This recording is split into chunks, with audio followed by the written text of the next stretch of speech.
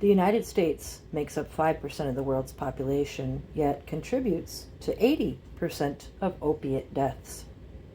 The media investigation of Prince Rogers Nelson alleges that the hydrocodone he was taking was laced with fentanyl. However, as this excerpt from the investigation shows, there is 0% fentanyl in his blood on April 20th. The blood test failed to show any fentanyl in Prince's blood on 4/20/2016. Below is what the DEA had to report about the pills they collected from Paisley Park. Only 2 of the pills they collected even had fentanyl. Only 1 tablet contained hydrocodone. Some of the pills contained ecstasy and other party drug combinations. Lidocaine was also found. The oxycodone was from a pill from a bag in Kirk Johnson's possession and on security footage in Moline. Carried by Kirk Johnson, the pill was tested and contained oxycodone. Now here is the test results, the DEA test results, but you can't see them very well. So what I did is I went ahead and broke them down and rewrote them because it's very hard to read. You can see that 8 of these pills contained lidocaine and other party drugs, but no fentanyl, no oxycodone. 9 contained that's the number. Pardon me. 1 tablet contained lidocaine and party drugs. 1 tablet contained oxycodone, and so on. You can look and see for yourself. I'm not going to read them all for the sake of time. Some pills had no controlled substances. Some had fentanyl, lidocaine, and ecstasy. Some had just lidocaine. The 1 had oxycodone. 1 had fentanyl, lidocaine. 1 had hydrocodone and nothing else. So these pills were being manufactured. So it's important to know that of the 72 pills or so that they claim to have collected, only 12 were tested. The DEA said they chose the ones that didn't match the others. So again, I go to show proof that BCA and Carver admit that the pills are not hydrocodone, yet the media continued to promote that's what he was taking. That hydrocodone was laced with fentanyl, even though 2 of the pills tested positive for it. They are trying to cover for the large amount of fentanyl that was self-administered. Remember also that Kirk Johnson was prescribed Percocet, not hydrocodone. Percocet includes oxycodone, which is why the pill that he was carrying tested positive for oxycodone, because that's what they put in the active ingredient of Percocet, which was in his name. So anyway, here is a statement from the medical examiner's office. It declares the decedent self-administered fentanyl. They refer to it as an injury. An injury that is self-inflicted or self-administered is considered suicide. An overdose of pills would be listed as an overdose, not self-administered fentanyl.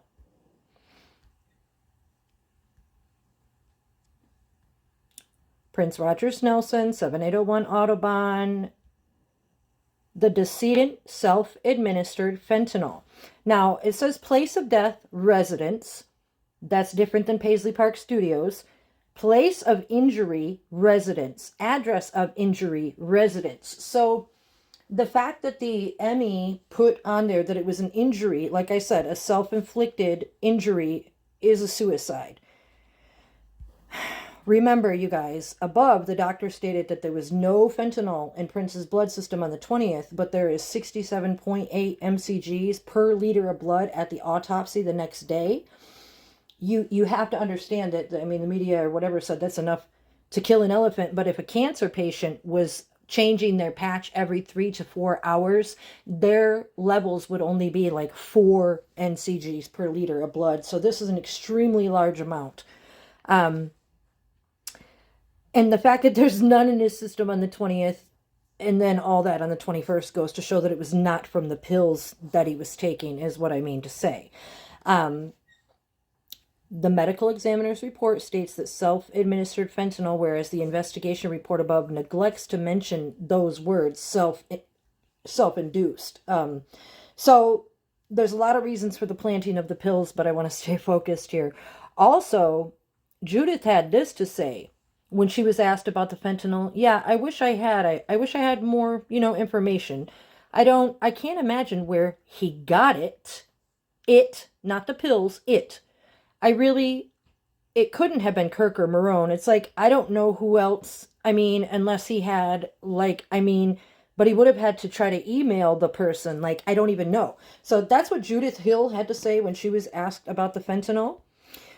Chris Gaither, the bodyguard for Prince, had this to say. I put a clip here in the Google, the link there. You can go and listen to him instead of me. At 6 minutes or so, he's responding, Chris Gaither, to how he feels about the fentanyl and how it made it into Prince's hands. He said it would have had to been like Mission Impossible stuff, and that he felt he was being asked to stay home purposely so that the others could take this plan of action.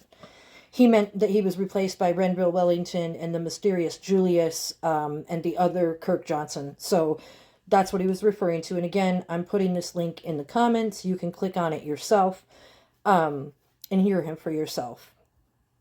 Now, Dr. Elizabeth Booth, the dentist, the media doesn't talk about her, but the investigation does. She's a dentist that Kirk got drugs from on the 14th as well. Her story reeks of Kirk Johnson having shared a story where fentanyl was on the plane. In this snippet, in the first interview, she said she was told the plane story on Monday the 18th.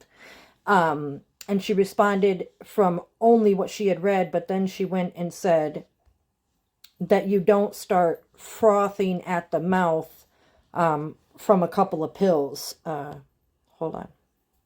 A person doesn't get 10 Percocet and then start frothing at the mouth. That's what Dr. Boo had told Officer Lombardi, and she didn't understand why Prince and Kirk Johnson would be picking up a prescription if Prince already had a bunch of fentanyl or whatever it was. So, the story that Prince was taking opiates to control his hip pain from a 2010 surgery. The only mention of that surgery, you guys, is made by this former employee, Richard Peliquin. He said that occurred in 2010 at the Mayo Clinic by Dr. Truesdale. But as part of the investigation, there is no proof of that whatsoever. None. It's just stated and left.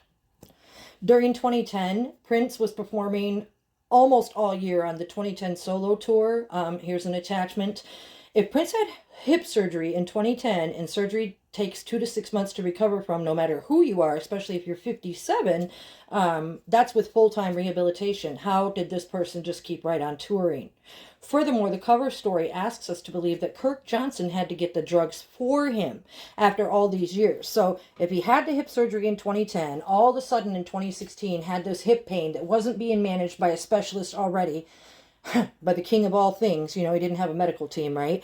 So you can see above, it's just a joke, sorry. You can see above on this schedule that on July 20th, right here, July 13th, 18th, and 25th, on July 20th, there was a couple-day break in the tour there, and it might interest you to know that when this Prince returned for the second leg of the tour, it was with a different band and a different set list. It might also interest you to know that I died on July 20th, 2010. Now, when I experienced this life-after-death meeting with the Creator, he confirmed and shared these truths and more. So this is just the beginning. I'm here to share the light of our Creator, the light of truth. Truth is knowledge, and knowledge is truth. And I know everybody wants to know the truth about this investigation, the truth of the cover. And I'll leave you satisfied, just like the song says. I'm going to break it down for you day by day, and we're going to start with April 7th. The media reports that Prince Rogers Nelson died on April 21st, 2016. However, unless you read the investigation and research the way that I did, you won't know what happened throughout the month. So I'm going to tell you what actually happened and show you who the players are day by day. We're going to start here. First, let me share with you, in case you're unaware, this is what the media had to say. I always assume that people that come to this channel know the story, but hopefully there's a whole bunch of new followers. Now, the media said this. Shortly after arriving at Paisley Park, about 9:30 a.m., Andrew Kornfeld and two Prince staffers, longtime friend Kirk Johnson and personal assistant Marone Bakure, find Prince's body in an elevator. Kornfeld calls 911 at 9:43, Emergency responders arrive 5 minutes later and pronounce him dead at 10:07. Schulenberg arrives at some point before police show up and tells an investigator that he was there to deliver test results to Prince, according to a search warrant. He also tells the investigator that he had prescribed oxycodone to be filled at a Walgreens pharmacy. He says he wrote the prescription in Johnson's name to protect Prince's privacy.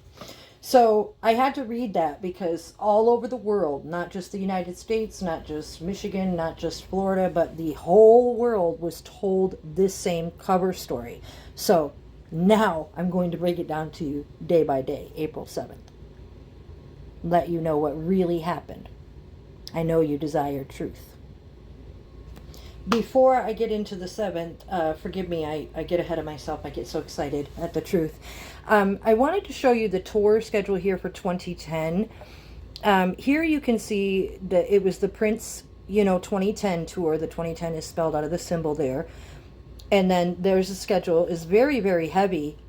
So after having a hip surgery, this Prince goes back to performing June, July, November, December, and then also here they changed the name for that second portion of the tour to Prince Live 2010, and then toured all the way, through December with fresh hip surgery. Yeah.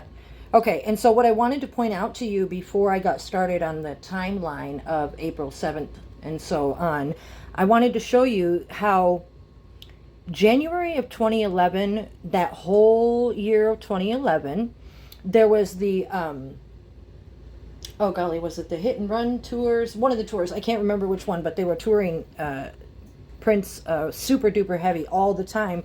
But what's relevant about that is this is the first page of the Carver County incident report that comes as part of the investigation. And when they start, they do their history, they pulled the reports, the 911 calls, allegedly, and they go back to June of 2011, and then it goes all the way up through 4/21/2016, just like the DEA's paperwork backdates to 2011 and 2013. So what I wanted to show you that for was that that there is a consistent history of lying, and after the alleged hip surgery the day I died, which is not what the story is, been sold to be, I'm going to tell you the other part of the story. So now we're going to skip over to what actually happened on April 7th and throughout the month of April, because everything that they were doing in April, they were doing here all the way through 2016. You feel me? Dr. Schulenberg is the first person to get involved on the 7th. However, before I tell you what he had to say, I want to introduce you to who the media portrays as Dr. Michael Schulenberg, or Dr. Michael T. Schulenberg, or just Mike. It depends on which text you're looking at. It's important to know that Mike Schulenberg reports that his address is 15450 Highway 7, Minnetonka, Minnesota. So that's what he reports his address as. However, when you look up Michael T. Schulenberg, you get the address of 675 Water Street, Excelsior, Minnesota. So before we start talking about his shady texts with Kirk, I just wanted to let you know that everybody in this investigation, almost everybody, seems to have a dual identity. Schulenberg has 2 names and addresses. Howard Kornfeld, Andrew Kornfeld, Marone, they have these dual identities, which is why Kirk was always calling the media solutions. However, anyway, Michael T. Schulenberg, April 7th. Schulenberg reports that though he was initially contacted in the fall of 2015, nothing came to fruition until April 7th, when Kirk began texting him to get fluids for Prince. The investigation reports that Prince received B12 shots and, apparently, fluids on a fairly regular basis. They never say what the fluids are, however, and nothing is ever verified, only speculated on, much like the hip surgery. Here, longtime bodyguard Chris Gaither states that he was often made to request the Minnesota doctor or a doctor to travel on the road because he was in pain. They never say who he is because of all the identities. Now, this establishes the fact that at least one regular doctor was being used. The media alleges that Kirk contacted Dr. Schulenberg last minute for narcotics to protect Prince's privacy. So I want to share with you guys. Actually, click on the link. I'm not going to do that. If you want to hear what he had to say, what Chris Gaither, the bodyguard, had to say, where he verifies the doctor information, click on the link that's in the comments, please. Schulenberg reports that he has been Kirk's physician for 16 years, which is one of the reasons he allegedly writes for the Percocet, because he knows Kirk so well. That was allegedly on the 14th. We're only on the 17th. But I ask you this question. If Dr. Schulenberg had been Kirk's doctor for 16 years, then why is this text on April 7th at 5:45 a.m. allegedly saying, "Good Mr. Doctor"? He doesn't know his name. Just wondered if there's any way we could get fluids for Prince this morning. Please let me know. And then you can see by the way he responds, Kirk, even if there's a private area, let me know. You can tell that he's responding to questions that we aren't being shown. So this is, how choppy the investigation is. Now, I wrote that in there. First of all, if Schulenberg was Kirk's doctor for 16 years, he wouldn't refer to him as Mr. Doctor, which phonetically spells murder. Second, there was a response text we weren't shown. We know this because Kirk responds with his name as if someone asked him, "Who is this?" Lastly, neither response we are not shown because he says, even if there is a private area, let me know. This is the text that we are shown in response. Because of Kirk's responses, we can understand that there was communication already established. So you guys know that texts don't work that way. People don't talk that way is what I'm saying. This is allegedly what Dr. Schulenberg said in response. Good morning. We do have a private area. The urgency center does not open until 11 a.m. and there are 2 back entrances. It would have everything needed. I would need to go over to make sure supplies are accessible and could do that by about 7.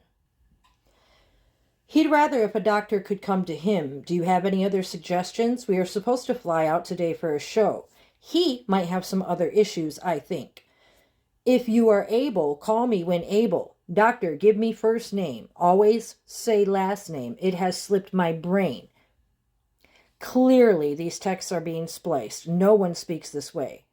Moreover, Kirk would not be asking Schulenberg for his first name if he had been his patient for 16 years, and I believe that this establishes that he was texting either Andrew or Howard Kornfeld, because if you watch my video on Andrew, then I established through his email that he was already at Paisley Park. So I think that when Kirk was texting this, he was talking to Andrew or Howard because he says, doctor, say last name, first name, whatever, it has slipped my brain. That's the only thing that makes sense. Now, the other thing that I wanted to say that is even more important is here. There's a couple of things going on here. When whoever this is, Mike responded, we do have a private area. The urgency center does not open until 11, and there are 2 back entrances.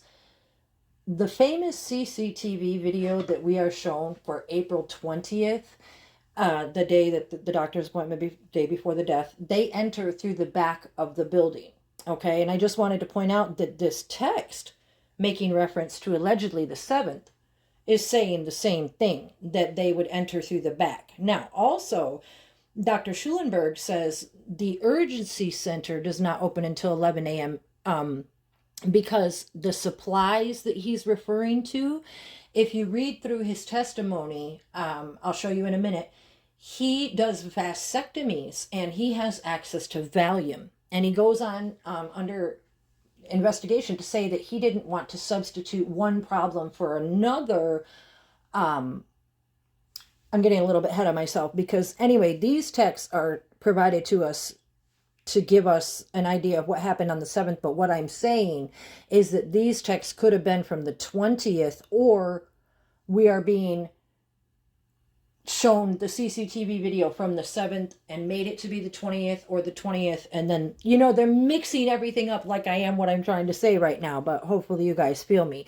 Nothing about what they do makes sense. What's really strange, you guys, is the next text that we're shown. If you look here in the middle, it says Thursday, April 7th, 7:49. Now, if Kirk is in the gray and Schulenberg is in the blue, and they made contact at 5:45 a.m. and Schulenberg arrived at 6:45 a.m. to Paisley Park, couldn't give the fluids at Paisley, and then hightailed it over to his office, then why is Kirk saying, yes, you can come over. Okay, I'll meet you at the south gate. Okay, about 15 minutes. Now, get this. We don't know what time the top part is because they don't show us. But here at 7:49, Kirk is saying on the way. Why is Kirk saying he's on the way and Schulenberg saying just text me when you get here? It doesn't make any sense. And then also Kirk says here, I need to get back in. Sorry. Now, if you've been following the case, then you can probably follow what I'm saying. And I'll try to go slow enough to make you understand.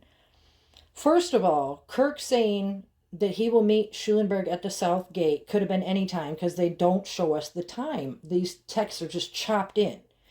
So we have to really just focus on what's here at the bottom, and that is that Kirk wouldn't be on his way anywhere at 7:49 in the morning and trying to get back in. However, the appointment on the 14th, we are shown CCTV where Kirk is leaving the appointment and needing to get back in, and these texts could have been from that. So again, it's a splice and dice.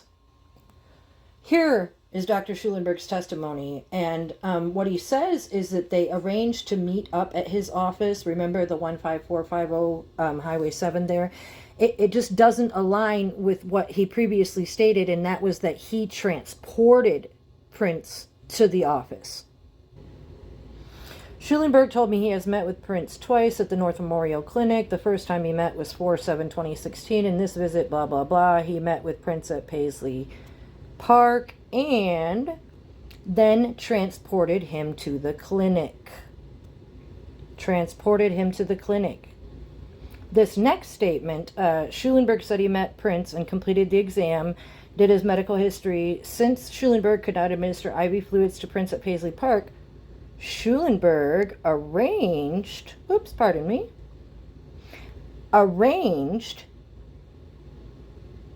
Prince to meet Schulenberg at his office. And then he gives his address again. And then he also said, Schulenberg said later that morning, Kirk and Prince's assistant, Marone Bacure, brought Prince to the North Memorial Clinic, and for privacy purposes, they entered through the back of the building. So what that sounds like to me, you guys, is that there was at least 2 visits on the morning of the 7th, which would, explain why he was saying, I need to get back in, or, you just know that they're doing ugly things behind the scenes. A couple things I want to point out also. When he says, I'll meet you at the south gate, you guys, when you're reading the investigation, this lets you to know that there are more than one entrance. There is the main entrance, the front door entry, and then there's the truck entrance that goes around the side of Paisley Park. So it helps to explain why there's more than one investigation. I just like to point out every little flaw. So anyway, assuming we're still on the morning of April 7th, and Schulenberg has testified that he transported him, or Prince, or whoever it was, and also that Kirk and Marone met them over there, then why does Kirk say, I need to get back in on April 7th? It doesn't explain that. No one ever has to explain their whereabouts during this investigation. So, as I mentioned earlier, the CCTV video that we're shown has Kirk leaving and coming back with medication in his hand. We're told that this video is from April 20th, but given the evidence that we've just gone over, that video could be from the 7th being sold to us as the 20th is what I'm saying. And there's that back entrance. Now, here is the CCTV video, a screenshot from it, and I want to show you a couple things that are very, very important, so please pay attention. Schulenberg and Kirk Johnson, allegedly, and this is Kirk coming back in. He allegedly left during the middle of the appointment on the 14th to pick up clonidine and then come back. So that text of him saying, I need to get back in, that was provided to us as the 7th, could have been the 14th. So here he is coming back in. But what I want you to notice, look closely, please, is that here, Kirk Johnson is very slim, okay? Very short. You can see that this person is short and very slim. Now, down here, we're shown these other CCTV screenshots, and if you can see them in the same screen, you can tell that that person in the top with Schulenberg is not this person. This person is a big, bulky guy. It's one of the lookalikes, either Renville Wellington or the mysterious Julius. Okay, you can see from the back that that is not the same. It just isn't. Kirk is 5'4" and was probably about 117 pounds. This dude is not 5'4" and 117 pounds. Okay, and it looks like they're wearing freaking Crocs in sport mode or something right there, and not those tennis shoes. Anyway, even more important than that, we're shown that as this alleged Kirk is leaving the building on CCTV video, he has a phone in his hand, which means that there was a text sent at the time he was leaving the building, which could have been, I need to get back in. It could have been anything, proving even further that this is a cover story. So it's not clear who met who and who transported, but Schulenberg also said Marone met them there also. The media doesn't promote that, anything about the 7th. In fact, he said he left in the presence of Marone. So here he is saying, placed an IV, gave him an IV, and he said he felt better. And then he left in the presence of Marone. Now, if you've watched my videos before on the clones and lookalikes, this is Marone Bakure. She was an Ethiopian model, at least one of the Marones, and the alleged assistant to Prince. Go watch her full video for details. This is that big bodyguard here leaving on the CCTV when the doctor says that he left in the presence of Marone. They're talking about in the presence of Marone, disguised as Marone would be a better word. Then, you guys, at 10:55 a.m., 5 minutes before the urgency center opens, we're to believe that Kirk and Schulenberg are texting this. Schulenberg says, April 7th, 10:55, I hope things went reasonably well for your boss. Have a safe trip. We can arrange to do lab testing later if needed, yada yada. Okay, how'd it go? No complications. He just doesn't look really well. As you have known him longer, you can tell that better than me. I did mention doing some lab testing at a later date. So, did he leave in the presence of Marone? Did Kirk still have a safe trip on April 7th? Okay, and if he was there with Marone, why would he be asking how did it go? Okay, these are all questions that a court of law should have been asking, but no one knows this investigation like yours truly. Dr. Schulenberg, he also prescribed 2 medications on the 7th. They were prescribed to Kirk Johnson as if Kirk was the actual patient on the 7th. The prescriptions were non-narcotic and they were for Zofran and vitamin D. The interesting thing is these same 2 prescriptions were prescribed during an ER visit on 10/23 of 13, which I go on to show in the link here, you guys, an ER visit 10/23. Now, what's interesting is the record shows that Prince was admitted to the hospital after being highlighted in the middle, transported by ambulance. But when Kirk tells the story down below, Kirk said he took Prince to the 212 Ridgeview Emergency Center. So either did the ambulance take him or did he take him? Lies, lies, lies. But either way, he was prescribed Zofran and vitamin D. And what's interesting, you guys, is in 2013, it says, declined the Zofran offered as he would prefer to be as natural as possible. Makes it sound like someone is dying, which goes along with my story of what I told about my life after death. So even though the officer report said that October 2013 was by ambulance and Kirk says he took Prince, I wanted to mention something before I move on because it's on this same snippet here. When Kirk was being interviewed the morning of the 21st, he said there would be no reason for the cook to come to Paisley this early. So that was interesting, and I had it highlighted, and I didn't want to forget, even though it's out of order, that why was the chef there on the morning of the 21st when he was being interviewed when it stated that Ray Roberts left the night before? Anyway, moving on, we were still on April 7th. What I'm saying is this, you guys. What am I saying? That because everybody has a look-alike, Kirk Johnson was playing Prince. Kirk Anthony Johnson was using a look-alike Kirk Johnson, which was Renville Wellington and or the mysterious Julius. Sean Powell, who was living at one of the houses, probably on Galpin, or one of those. So what I'm saying is odd, but you guys know the weird stuff that goes on in this world. It's just that nobody ever cared to uncover it as much as I do. So anyway, the appointment that was on April 7th, if there was one, was Kirk Johnson's, and that's why he was prescribed the Zofran and the vitamin D, and that's why Kirk said that he took Prince to the 212 appointment, because he was referring to himself. However, all the media does is say that Prince had the flu, so the piano and a microphone tours were canceled April 7th.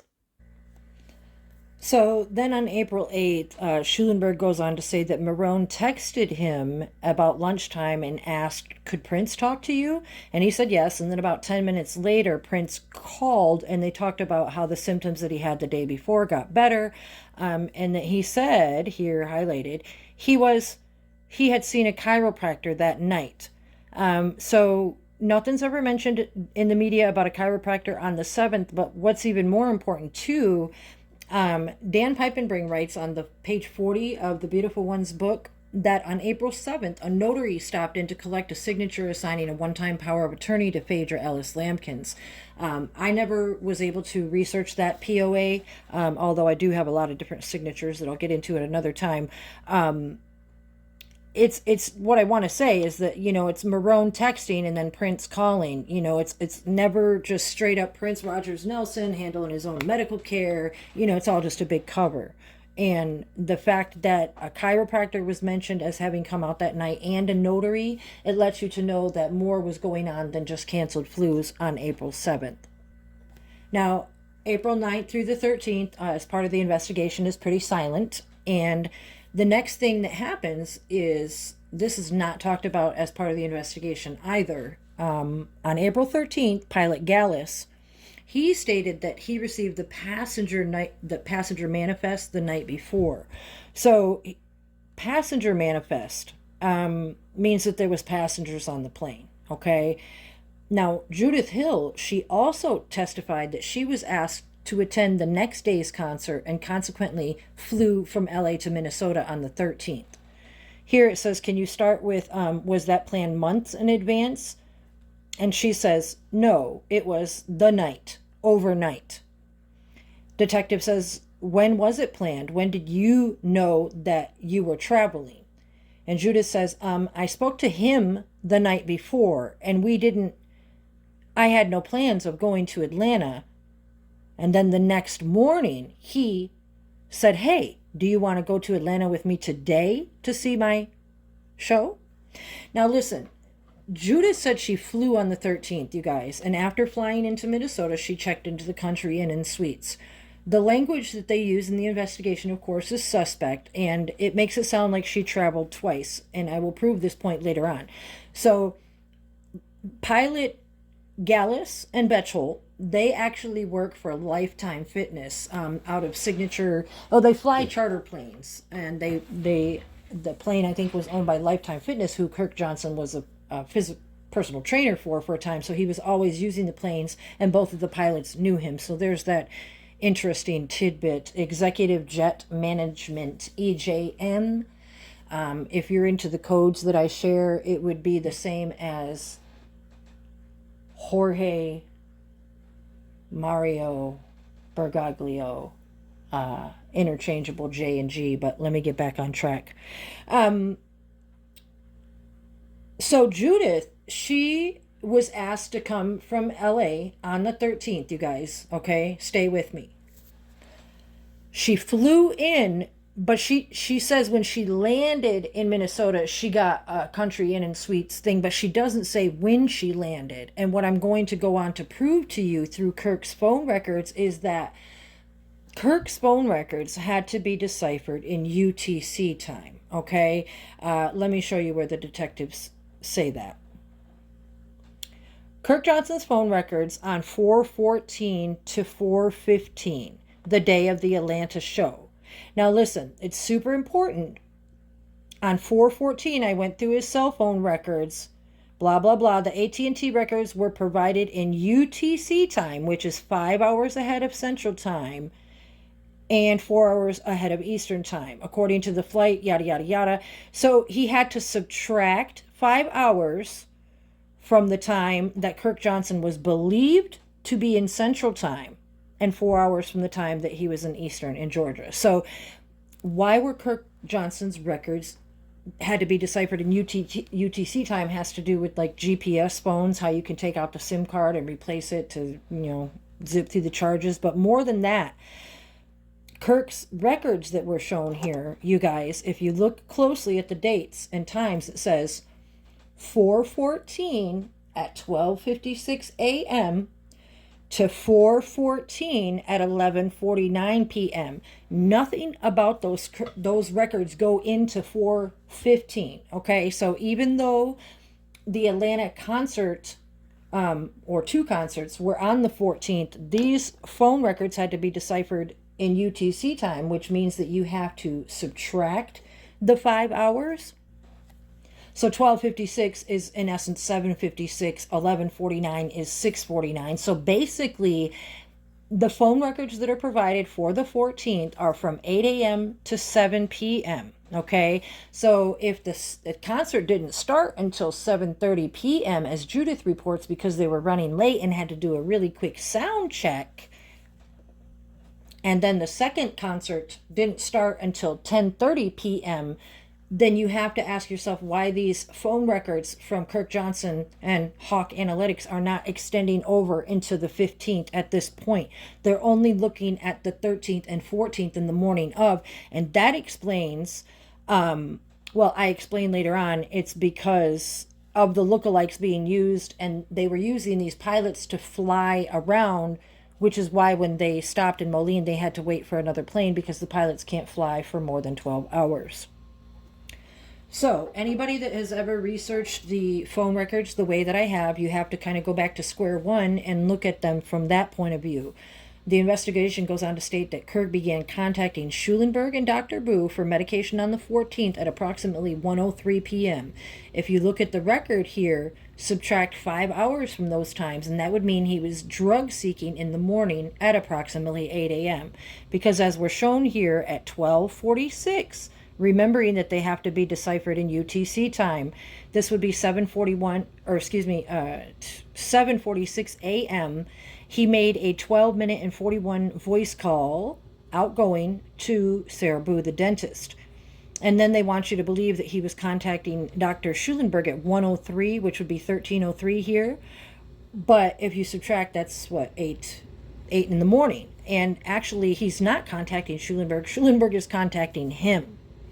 So, you can see that what I'm saying about the private plane that they're flying that picked up Judith, they went on, Judith said that she checked in at that Country Inn and Suites and was picked up by Mr. Nelson somewhere between 12 and 2 on the 14th.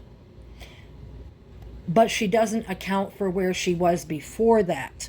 And, during an alleged murder investigation, surely she would be asked where she was at from the 13th to the 14th, but she never accounts for those. Here you can see for herself, she checked into Country Inn and Suites, and then they say, okay, and when did you first see Prince, Mr. Nelson? Well, we got in late that day, so he picked me up at the hotel around noon or 1-ish, is what she says. And the detective says, okay, maybe even later, 2? She said late afternoon.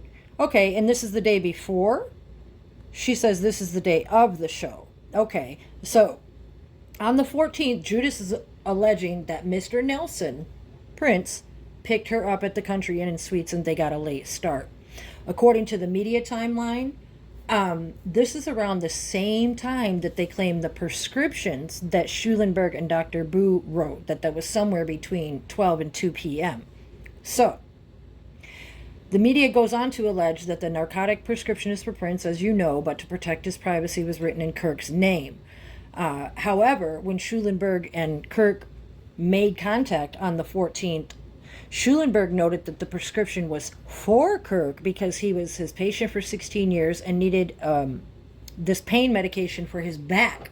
Now, not only that, and more importantly, he said that Kirk, because he's known him for 15 plus years, and it's a very rare request, that Kirk could come and pick up the script for back pain.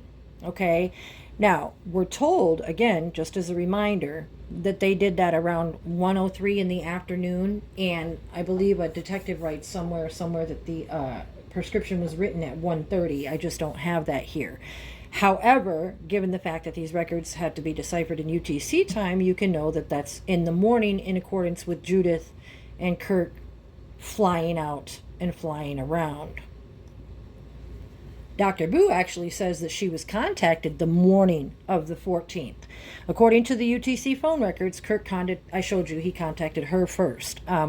Here is what she said. She would just tell the investigators her own story. She said that Kirk contacted her the morning of April 14th about a crown prep he had scheduled for later that day, that he was calling to cancel the crown prep for a cracked tooth. That's what she says.